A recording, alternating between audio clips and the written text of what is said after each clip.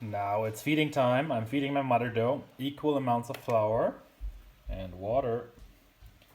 And I'm gonna be using that starter for bread rolls, which I will be baking tomorrow morning for a nice Sunday breakfast.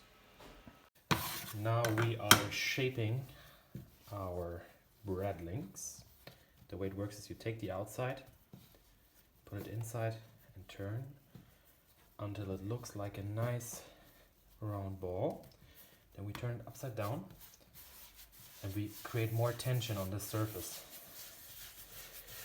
That way, when it grows in the oven, it will grow upwards. Then we take it, just place it here. I'm placing it on some linen, but you can also just leave it there on the surface and it's gonna rest for an hour and then it's ready to be baked. On Sunday mornings, I enjoy to bake some bread links. The problem is I need to let them proof in the morning and I need to preheat my mini Dutch ovens first, and it takes a while.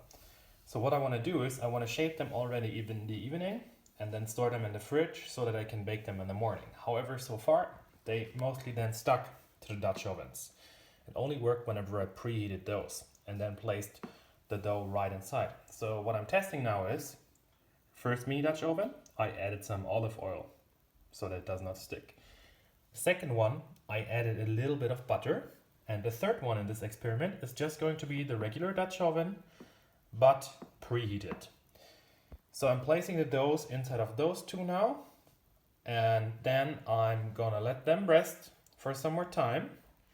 And then once everything is ready, I'll put everything together in the oven and show you the final result. Baking has completed, and here on the left hand, there was the breadling that I just placed into the hot Dutch oven. This one is the buttery one. It has a really nice buttery smell. And this one was the one with olive oil. So let's now test which one actually does not stick to the Dutch oven. So first one, again the one in the preheated Dutch oven. That went perfect. Second one, this was the buttery one. Also perfect. And third one, this one was the one where I covered the Dutch oven with olive oil. So I gotta say, I'm quite happy with the results. Notice they were not 100% equal in size, but none of them sticked. So what I'm gonna do the next time is, I'm gonna butter my Dutch ovens, because I like butter. And then I'm gonna let them proof overnight in the Dutch ovens and bake them right away in the morning. It's gonna be a perfect Sunday breakfast. Thank you for watching.